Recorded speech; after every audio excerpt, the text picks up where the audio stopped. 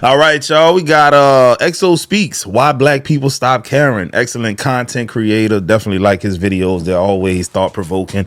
Shout out to him. Hype the video up. If you got some spare hypes, I need it like a crackhead need a pipe. Let's get it. I'm not gonna sit here and pretend Black people never cared. We cared a lot. Honestly, too much. We bent over backwards trying to be what somebody else said was acceptable. Do this, don't do that, talk like this, dress like that, prove you belong in spaces that were never built for you in the first place. Black fatigue is real. I think society as a whole is there. We are just so unbelievably fed up with the ghetto ratchet behavior, entitlement, the victimhood. No longer can we just let black people be like, but slavery dough, but Jim Crow dough. You must learn how to assimilate and behave in society. And if you can't act right, there are consequences to that. And then you guys fight all the time. So let me give you advice. Let me turn this racist stream around into something positive. Okay, black women, listen up. Listen up. A black woman is speaking. She'll be watching her back for the rest of her life. Yeah, because that's not thuggery, hood-rattery, animalistic. This is why people have black. You just don't like black people. And since we're taking the actions and words of one person and putting it on the entire community, y'all are responsible for the greatest atrocities in human history. So by that logic, we should all have white fatigue. We learned their language, followed their religion, straightened our hair, moved into their neighborhoods, hoping proximity would turn into respect. We fought in their wars, bled for the flags, and died for a country that didn't even see us as fully human half the time. And still, we kept trying because we believe effort meant progress. But say, bro, I ain't gonna lie, the first minute of this video pissed me off because half the time black people just be minding their own damn business, bro. Not bothering nobody, man. But we stay on these people's mind, dog. We really be in their mind like rent free. I have never seen a solitary group of people who are just so obsessed with the people they claim to hate so much, man. Like, if I hated you, I would avoid you. I probably wouldn't even speak on you as much, and you would definitely not take up too much real estate in my mind. That's for damn sure. I got other more important things to be conquering in my life. This is sad. somewhere along the way, a lot of us realized something heavy. The rules kept changing, but the outcome stays the same. That's where things changed. Not anger at first, just exhaustion. And that exhaustion didn't come from nowhere. It came from generations of watching the same cycle repeat. Every time we adjusted ourselves, they moved the goalposts. Every time we met one standard, a new one appeared right behind it. So the energy slowly changed from chasing approval to questioning why approval was even necessary in the first place. I feel like I just have to say it, but the level... Hey, and I just kind of want to touch on what he said. Like, every time we do something, they move the goalpost, and you can really think about that in so many different facets of American history, dog. They come out with the cheap loans for you to buy a home so that you can get a little piece of the American pie. What do? Red line niggas. Okay, all right. In the 80s and 70s, when they were sending white people who were coke addicts to the rehab centers and things of that nature, what did they do to black people? They sent us to prison. When white folks were receiving government assistance at large, what do they do? Call black women welfare queens. You get what I'm saying? They always moving the goalposts, right? Pick yourself up by your bootstraps, and when you do, they come and destroy your neighborhood. They come and bomb your house. They do all kind of things, bro. That's everything he's saying is true. Of white acceptance that I am seeing from people of color that they're seeking is just like on an unreal level right now. If you haven't really heard the term white acceptance, it's more so people of color really trying to win over and gain the acceptance from white people. Who the fuck is y'all? Nothing more dangerous than a black man who is willing to sacrifice their blackness to be appreciated and acknowledged by the whiteness that they crave for.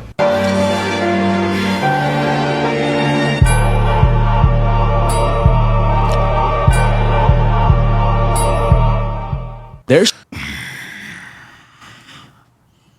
The sad part is I know niggas like this in real life, and they refuse to believe that this is how they are. It's like they see life in a different reality than how I see it. I see you doing this, and they don't see themselves doing that. They see themselves as having thick skin. Man, you guys are playing victim mentality games and all of that kind of stuff. Bro, just grow up here, bro. Like, you letting little words hurt you? You can't treat him. Hold on. I'm black and I didn't get offended. Yeah, we know, weak link.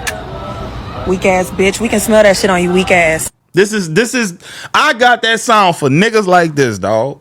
Should never be a time where we sacrifice our blackness to appease white people or anybody else for that matter. Historically, they've never gone out of their way to try to appease us or to try to make us feel more comfortable. So why are we doing it for them? For generations, black people were told that if we just worked harder, spoke softer, stayed patient, everything would eventually balance out. So we adapted. We learned how to navigate rooms that didn't want us there. We smiled through disrespect just to keep the peace. And don't get it twisted. Adaptation takes skill. We mastered code switching before people even had a word for it. We learned how to be non-threatening, how to shrink ourselves just enough to survive. Bro.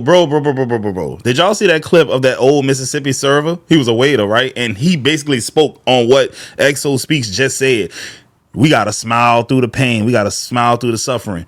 I'm going to spare you the notes and all of the details. But the black dude was a server in like the 70s or the 60s, right? And you know how white people are in Mississippi. Boy this, boy that. He got to smile through all of that shit. He said, man, sometimes they really rude to me. You know, call me boy, call me the N-word, and I just got to smile and serve them their drink and serve them their food. Niggas had to do that, bro. That's wild. Raw numbers. The young black males in particular are an order of magnitude more violent and more likely to commit crimes than any other group in the country. Black men are 5 or 6% of the population. They commit the majority of murders in the country. That makes black males in America more dangerous than perhaps any other demographic. Okay. You want to play them type of games? I'm gonna show you motherfucking ass something. Watch this. You want to play them type of games, huh? All right, cool. So he wants to say what he just said. I want him to hear this. White people wake up and get on social media every single day to lie on any given topic while also dodging accountability to make themselves look better for the global stage. It's truly insane to me. White men are 29% of the U.S. population, yet account for 84% of all child pornography related offenses. White men are 29% of the U.S. population, yet they commit 77% of all statutory rape. White men are 29% of the U.S. population, yet they account for 65% of all rape arrests. White men are 29% of the U.S. population, yet they account for 91% of all familicide. White men are 29% of the U.S. population, yet commit 78% of all school shootings. White men are 29% of the U.S. population, yet they account for 71% of all bestiality-related offenses. And that's only the tip of the iceberg. You get the point. These people are extremely dumb and hypocritical, and they collectively as a whole lack accountability. You heard the man, bro. Full of black people pulled up on you by the bus stop. You turn and you walk the other way. You avoid their neighborhoods. You avoid going out on Memorial Day or Labor Day weekend at night in certain places. When you see them, you start walking in the other direction. And we are every bit justified because we see what's going on and we don't want to die. If we're going by that logic, then we need to get the hell away from them as soon as possible. But history kept showing us the same pattern. Whether we were good in their eyes or labeled bad, the power structure didn't change at all. The same doors stayed closed and the same resources stayed out of reach. White people come first, understand that. Then the minorities come, okay? Hey, he brave enough to say it out loud, but that's really how I would say the majority of them feel. Even if they ain't bigoted, bro, I still feel like at the end of the day, they feel like that, dog. Straight up. The minority. Okay. Yeah. I don't believe nowadays we have systemic racism. Because you don't believe systemic racism? I do not. At all in the U.S.? I do not. You don't think there's any systemic racism against African Americans in the United States? I will say it again. I do not. The black person experiences racism. You know, that's because white people walk around living a different reality than black people. It's like a philosophical concept, bro. We all are not walking around experiencing the same reality. Like, you can be white and be black and go to the same school, live on the same street, next to each other, same age, and you will literally have a different experience than your white counterpart just because the color of your skin. And that's an absolute fact. Some people have grown to be numb to it. It's like a traumatic experience defense mechanism. Like, you may have experienced it at a young age, but then ever since then you've kind of like learned how to zone out when some clearly conspicuous racial shit is happening in front of you, dog. And I've seen y'all. I hate it sometimes because sometimes it's like, damn, dog, he's so innocent. He's trying to make the world out to be better than what it is. And then sometimes just flat out raccooning. Racism for their entire life, which is not even probably 1% of what white people experience. Black people don't even get real racism. Okay, white people are the ones who experience racism. The black people get like the minute racism and they're like freaking out. Are you retarded? White people just deal with it. Oh man, they've successfully convinced themselves that ain't nothing ever happened to y'all in this country. I can't. It starts to feel like you're running a race where the finish line moves every time you get close. And after a while, people stop running, not because they're lazy, but because they're tired of being played. And when you look closer, you realize the game was never neutral. The expectations weren't just about behavior, they were about control. So eventually, some people stopped trying to win a game that never offered equal rewards to begin with. What's crazy to see is watching other communities adopt the same racist mindset towards us without even knowing us personally. Folks that were once outsiders themselves start looking down on black people like they've got something to prove. You walk into certain spaces and feel that quiet judgment before you even speak. People already decided who you are based on narratives that were never ours to begin with. And that builds another layer of distance, because now it's not just one group holding the stereotype. It's multiple groups reinforcing the same image. Bro, it's anti-blackness all over America and abroad. There's very few places in the world that are not predominantly black where you can be black and experience, you know, life like everyone else should be able to experience it, dog. Like, you can't go to Italy and not experience racism. Dog, they literally would just call you the N-word like it's the 1960s or smack dab in the middle of Jim Crow in Italy. I've been watching the videos. I'm like, damn, they just throwing that N-word out to unsuspecting black folks that's minding their business, walking the streets. Crazy work. Southeast Asia, I heard they have a great appreciation for black folks. But like, when you think about the Hispanic world, like all of the countries in Latin America, Guatemala, Nicaragua, Ecuador, Chile, racist as fuck. Argentina, you know, like Mexico, racist as hell, dog. That's because you act like a nigga, B-boy. Alright? You act like a nigga, B-boy. I said to stay the f away from me. I said it! And I won't find where you stay. You got me up. Sending, going into the if you good. You been staring at me. She got drug out that call. I don't get out of my face, you fucking nigga. She just as dark as most black people, and she got the nerve to fix her lips up to say the N-word. You just as dark as me, if not darker. Oh my lord, dog, they be EXO, dog. You down bad for picking all these raised bait clips, dog. You down bad, bro, because you know how to pick them clips to get a nigga mad, bro.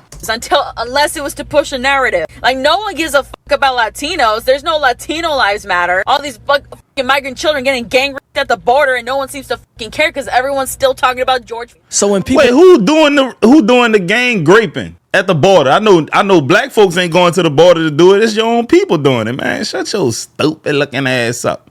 Ask why we don't care anymore, they don't always see the weight behind that question. It's not just one experience. It's years of being misunderstood by people who never took the time to actually know you. And over time, that constant misreading of who you are creates emotional fatigue. Not loud frustration, just a slow realization that explaining yourself over and over again doesn't always change how people choose to see you. It's crazy how people just hop on white folks' racism against us because they want that proximity to whiteness and they see everybody else doing it. No thought, no loyalty, they're just blindly following what they see. At some point, history stops feeling like something you read in books and starts feeling like a pattern you're living through. Civil rights marches, integration, representation, education, every step forward came with resistance. Cruiser out here. And then he don't even fail to mention this part, right? That all of these immigrants and first, second, third generation non-white people in this country are here because of us, because of the work that our people put in. And you know what's interesting? The work that our close relatives put in. Yeah, let that sink in. Because a lot of people be thinking the civil rights movement was a long ass time ago. Nah, if your grandparents are still alive, those are the people that put the work in. Yeah. Your grandmother who's 80 years old, how old she would have been in the 60s? Your grandmother who's 75 years old, how old she would have been in the 60s, dog? A lot of them people who was in the South was out there in the field. And for them immigrants to come over here and start talking shit about us, knowing that our people put you in position to come here in the first place. And then the crazy part is the white people tricking you out your position, because this is something that I've experienced personally, and I know other people experience. You'll be around some white folks, dog, and they'll be kind of cool with you, and they'll be talking shit about Mexicans or Hispanic people or Asian people, and then your stupid ass, if you're not smart enough, would think to yourself, oh yeah, he cool as a fan, man, I like that white dude. Nah, he playing you, because as soon as he get around one of them and see your black ass, nah, you the butt of the joke. See, I ain't stupid. I be seeing shit, and I've been on Earth long enough to have experienced these things. Removing this 2-block long mural of Black Lives Matter Plaza out here in the streets of Washington, D.C. Nonsense here. Make America great again. Getting rid of BLM Plaza. Nigga, make these nuts great again. And I want to show y'all something about Charlie Kirk. For one, what would you say to the fact that your wife is the newest DEI hire for Donald Trump right now? What would you say about that, sir? Stupid looking ass. And then what would you say about this right here? What would you say about that, sir? Let me put this in here so y'all can see this. What does it say? What does it say? Turning Point USA college president resigns over neo-Nazi chat leaks calling for mass killings of black people. But I thought these people wasn't racist, Charlie. I thought y'all leader, y'all right-wing leader who they want to compare to Martin Luther King wasn't racist. And I'm saying he's racist off the simple fact everything I've heard him say and the people affiliated with him are racist. Yeah, bro, you go to sleep with dogs, you might wake up with fleas. Therefore, you racist, dog. Hold up. But there's more. Hold on. There's more. All right. He was so busy worried about black people and what we need to get fixed. You need to go and clean in house. Jonathan Paterno, son of pastor involved in Turning Point USA's religious outreach, has been sentenced to 4 years in prison on child abuse images charges. But you had so much animosity and smoke for black folks that you didn't even realize that this kind of stuff was going on underneath your nose, bro. Here, BLM is a racist terrorist organization. So protesting police brutality makes it a racist terrorist organization. I'm telling you, man, they'll say anything. It don't matter. And even when progress happened, a lot of times it felt conditional. Like we were allowed to participate, but never fully share power. You start noticing that success doesn't always translate into safety or respect. You can be educated, wealthy, talented, and still walk in a room where somebody sees you as less. And that realization hits different because it tells you the problem was never just individual behavior. It was structural from the beginning. And once people understand that, the question changes from how do we prove ourselves to why are we trying to prove anything at all? It becomes less about convincing others and more about understanding the system itself, how it moves, how it responds, and why certain patterns keep repeating no matter how much progress seems to happen on the surface. Bro, like, I got so much I could say about what he just said, dog. We'd be here all day, bro. But black folks be wanting to play the game with them by their rules. When I've been looking at a lot of videos and reading a lot lately, and like it seems like all of the people who win at the game are not playing by the rules that they teaching us black folks to play by. They're playing by a set of rules that gives them a significant advantage and basically ensures that they will always come out victorious, while we're told to pick up ourselves by our bootstraps and do everything the right way, save your money, go to these jobs that don't want to hire you or don't appreciate you in the first place. And that's supposed to be your ticket to, you know, upward mobility. But that ain't how it's been playing out for most black people. And a lot of people, not all, but a lot of people who made it up the corporate ladder, you did a lot of ass kissing, bro, a lot of raccooning, and you gotta have a heart to heart with yourself and come to that realization, dog. You ain't just smart and better. You sacrifice your blackness or your pride or your culture so that you could fit in and assimilate with these people who were in the beginning of this video saying, just act like us white folks. DEI is racist because the government, a lot of corporations, universities, academics, people all over the United States have dug into society and embedded this cancer everywhere. And you damn well know, if you've been a victim of it, you know what it feels like to have busted your ass and not gotten promoted or not gotten a job because you didn't meet some BS quota that had nothing to do with your skills. Yeah. See, this is shit that be pissing me off because they sit up there. They're not smart people. I've taught you that by now, right? They're just not smart. But anyways, a report summarized in the Root, drawing on a data from job site Zippia, found that about 76% of chief diversity officer roles are held by white people and 54% are held by women, showing DEI leadership is dominated by white professionals.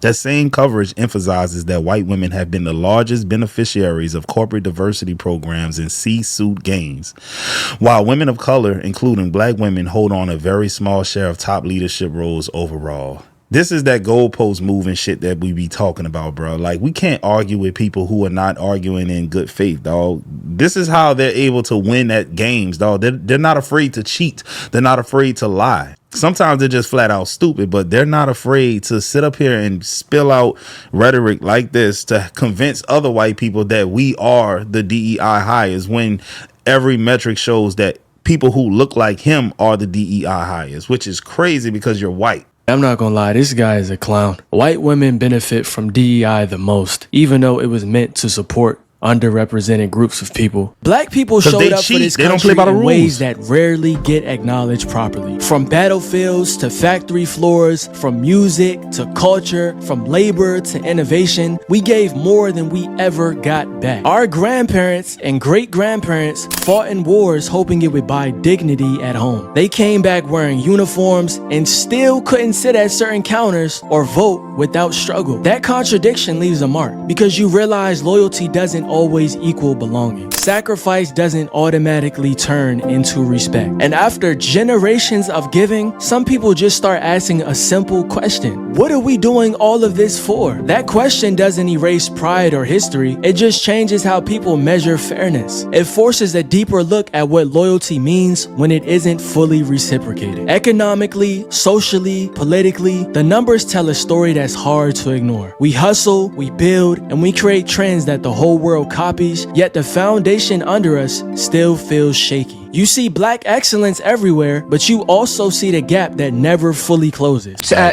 Look, watch this, y'all. I know I be doing up some shit, dog, but because I can think of an example for everything that he's talking about, and that's why I love his channel so much, bro. Who was that Mississippi politician? I think his last name starts with a V. Basically, he said that black people coming back from the war would basically make them feel like they are equal to white people and that we should be concerned with that. I think it's like Varnigan or some shit. Some racist piece of shit. There it is right there. Racist, bigoted piece of shit. Dung beetle ass. Anyway, he was a Mississippi governor, 1904, 1908. And later a U.S. senator, and he was one of the most openly racist politicians in American history. Why not? He's from the great state of Mississippi. That's where my folks from. Because of his views, he has often nicknamed the Great White Chief. The statement you're remembering, Vardaman warned that if black soldiers fought in wars and returned home, it would make them believe they were equal to white people. One of his infamous arguments went essentially like this: if you educate the Negro or allow him to fight for his country, he will believe he is equal of the white man. Really? Some of your folks, man, literally was born, well, they were probably not around no more, 1904, but dog, those are our great grandparents. That's their heyday, because I know my grandparents, you know, one of my grandparents, she about to be 90. So she's definitely born around, 1930 something. So her parents would have been born around this time, right? Makes no sense. It drives me mad when I see adverts full of black people, full of Asian people, full of, people that basically are anything. What's wrong with that, Sarah? What's wrong with that? Well, it doesn't reflect our society, and I feel that your average white person, average white family is like I agree with you, Stuart, not represented anymore in TV. There are lots of white people on television, Sarah, or they're not. There are lots of white people. There are lots of white men. There are lots of white women. This is how they act when they see other groups of people getting any sort of representation. They want to be the ones that are always centered. And when they're not, it plays into the idea in their head that things aren't fair for them anymore. Even though they control 80 to 85% of wealth in this country and still control the majority of resources. Make that make sense. schools underfunded, neighborhoods overlooked, opportunities filtered through systems that weren't designed with us in mind. And that creates a quiet frustration, not loud anger, just a steady realization that climbing the ladder doesn't always change where the ladder is placed. People outside the community sometimes interpret that fatigue as apathy, but it's not apathy, it's awareness. It's the understanding that individual wins don't always translate into collective stability, and that realization shapes how people define success and progress moving forward. There comes a point where you sit back and really think about it. All the adapting, all the compromising, all the emotional labor just to exist in spaces that don't accept you. You start to ask yourself, if every version of us gets criticized, the quiet ones, the loud ones, the successful ones, the struggling ones, then what exactly are we trying to prove anymore? Seriously. And that question doesn't come from hate. It comes from clarity. Chasing approval can become a trap if approval was never the goal of the system in the first place. And once that thought settles in, your priorities shift. You start focusing inward instead of constantly trying to convince the world. You begin valuing peace over performance, authenticity over constant adjustment, and community over validation from people who don't like you and would never like you anyways. What? Hey, he said a mouthful right there, dog. Some of these people don't like you and they don't even know why they don't like you. They just don't like you and they never will like you. Fine. That's what I said. Okay. Nobody fucking and ran. And that's what your problem is. If I'd have heard him call that black woman that, I would have beat the dog shit out of him, bro. You see this? You're still going to be black, and we're not. Now, what does that mean? You're still going to be black, and we're not. And that same racist piece of shit would say something along the lines of, I wish I could, what white privilege? I wish I could cash it in right now. Stupid ass up, boy. That's your white privilege right there. You just exposed it. At the end of the day, you're going to be black and I'm not. What are you saying? You're admitting that there are systemic and societal pressures to treat black people, or that just treats black people worse than they treat white folks. And you just admitted it in your own stupidity. Make sure you tell them you're a fat. I'm still white. You're still black. And he got the typical small PP man truck. Nah, I ain't gonna lie to you. I like a lifted truck too, but guess what? I don't suffer from that, sir.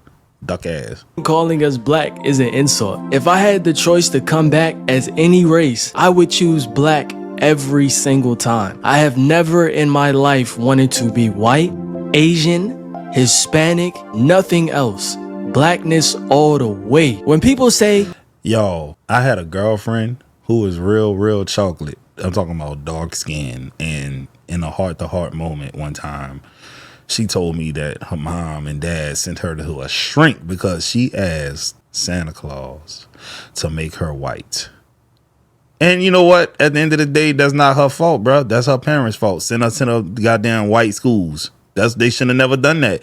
Especially a girl as chocolate as her. They should have never sent her to predominantly white schools, dog. She was going to catch hell. Because by the time you're 7, you're asking Santa Claus to make you white. Why? Because all your white friends treating you bad at school? Black people don't care anymore. What they're really noticing is the change in energy. Less chasing validation. Less trying to soften ourselves to make other people comfortable. It's not that we stop caring about life or progress. It's that we stop believing that bending ourselves over backwards will magically fix anything. A lot of us are tired of explaining pain to people that only listen halfway. Tired of being told to just be patient while watching the same patterns repeat. So the energy shifts from proving to protecting, from seeking approval to building community. And that can look cold from the outside, but from the inside, it's survival. It's a quieter form of self-care directed inward towards healing, growth, and protecting mental space instead of constantly negotiating acceptance. So when I say a lot of black people don't care the same way anymore, I'm not talking about giving up. I'm talking about letting go of the illusions. We still care about our families, our culture, our future. We still want fairness, opportunity, and respect. But many many of us stop believing that acceptance comes from constantly reshaping ourselves for somebody else's comfort. We're gonna have to admit collectively that this deep-seated need for white acceptance is anti-blackness and self-hate at its core. Y'all, we really gotta become stingy as a people. Stingy with our culture, stingy with our vote, stingy with our money, and stingy with our love. You know what I'm saying? Hopefully over these next 4 years, because we all know what's gonna happen, we will learn something. We will learn that we have to stick together because we are all we got. Off topic, but she is very beautiful. Oh my No goodness. cap, Somebody yes, find out Andy. if she's single. Let her know. EXO is interested, my baby. What? EXO? Hey, what you got going on, boy? Hey, don't let me find out you trying to, you heard me, you single and ready to mingle out. Hey, reach out to her, man. Oh, Erica. Damn, there you go. Go with your move. Go with your move, dog. And, hey, get what? Y'all like-minded, too. That might could work, brother. Please, invite me to the wedding. History taught us something clear. Effort alone doesn't guarantee shared power. And once you internalize that, you move differently. Maybe the real question isn't why we stop caring. Maybe it's why the care we showed for so long was never met with the same energy in return. And when you finally see that pattern, you don't become heartless. You just become honest. And honesty doesn't mean giving up. It means moving with clear eyes, stronger boundaries, and a deeper understanding of where your energy truly belongs. I want to show y'all something, right? This is directly out of my DM, and it's speaking to the type of people who act like they're so thick-skinned, they're so tough, but they want, it's like they want to be accepted by white people so bad that they just do dumb shit. Now, this is me having a back and forth with him, right? Check this out. So I posted something about Trump and how he lied about the the school in Iran with the 150 schoolgirls being bombed, right? So this is what he responded to. The purple is him. No, he's the worst. No, that's actually me. I'm sorry. No, he's the worst and he retarded. He takes a slight edge over Biden. Fuck no, the GOAT dog, my president. Yeah, bro, I'm convinced you're trolling at this point because that dude is tanking the economy. That's me telling him that. He then responds, definitely not. Only president I ever voted for, dog. Laugh out loud. Economy been tanking. And now, y'all, this is a 40-plus-year-old man I'm talking to, by the way. And this is the only president he voted for. Yeah, man, there are no data points that suggest what you're saying is actually true. So therefore, I still think you're trolling, pimp. Laugh aloud. You already know, nigga. Of all people, I don't care what anyone thinks of me, son. He started saying that stuff when niggas started saying he's talking like a white person, because this dude from the hood and we all went to high school with him and we know how he used to be. And now he's all, yeah, bro, you know, that kind of stuff. Vote for me who I want and believe whatever I want. Nobody opinions will ever change mine. You don't have an opinion. You have something that was basically uploaded to your brain and you just been running with it because you're not thinking for yourself. I fucks with Trump heavy, dog, and Bieber too. He's a oh, and white and Asian coochie too. I'm finna block this nigga. Hope y'all enjoyed this video. I'm gonna get at y'all on the next one.